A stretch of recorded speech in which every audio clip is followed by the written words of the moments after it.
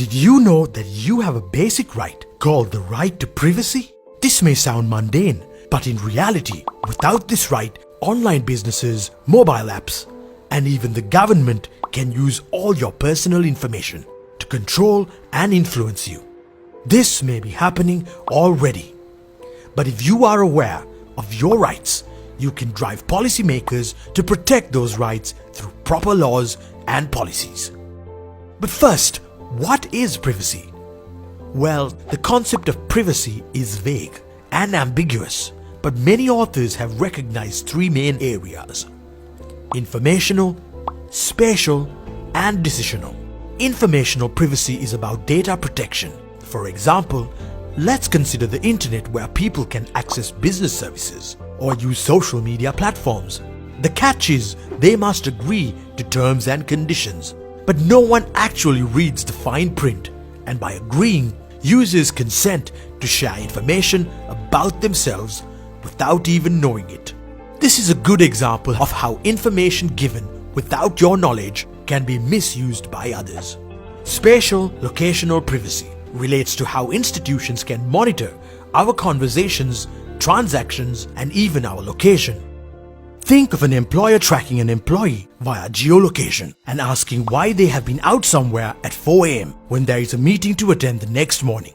Emerging technologies such as the Internet of Things, artificial intelligence, and wearables can store information on all of your movements, aiding to the violation of our privacy. Decisional privacy concerns a person's decisions and choices about their private life. Did you know that big data-driven technologies can gather information about people's choices over time and use that to influence our thoughts and decisions?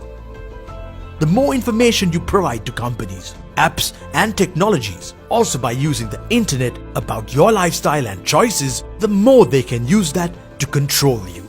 These are all examples of how the violation of privacy in the digital space can have real consequences in the physical world.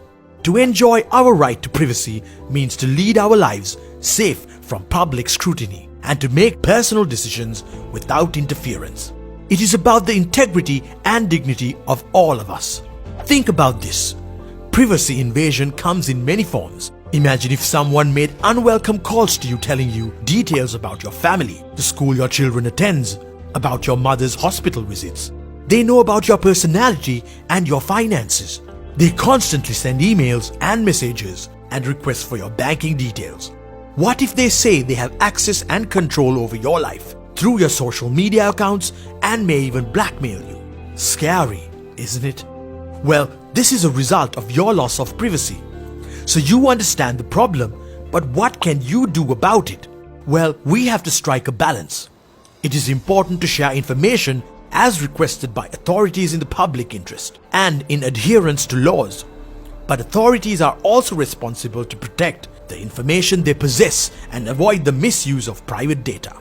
Data collection should be lawful and cannot involve any form of discrimination based on race, color, sex, language, religion, or social origin. How does this work during the current context with COVID-19? This is Sandhuni. She works in a supermarket. Sandhuni's employers decide to practice all safety measures provided by the law to make sure the premises are free from the virus. All employees are tested and the results suggest that Sandhuni has unfortunately tested positive for the coronavirus. It is important that her employers disclose necessary information about Sandhuni to the authorities and keep her personal details protected from the public. If not, Sandhuni can be a victim of stigma and attacks by the people. Unfortunately, this does not happen.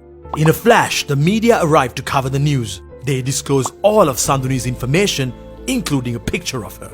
They also expose her colleagues who are tracked with the aid of drones. This is a breach and violation of the right to privacy.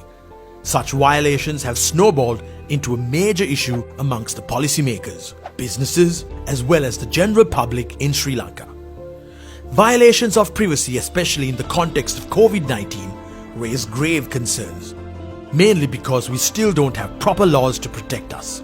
So how can we prevent the loss of privacy and strengthen data protection?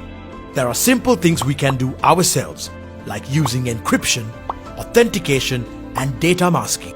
Institutions can opt for an alternative business model that does not require the sale of information of private data. New laws must keep up with new technologies to counter privacy invasions. Citizens should be able to question what institutions and the government does with their personal information and ensure there is accountability. Proper laws can help to balance privacy with the right to information, and both these rights can be exercised meaningfully. It is key to safeguard your privacy and to be informed of your rights. To find out more on the right to privacy, you can access the policy paper shared in the link below.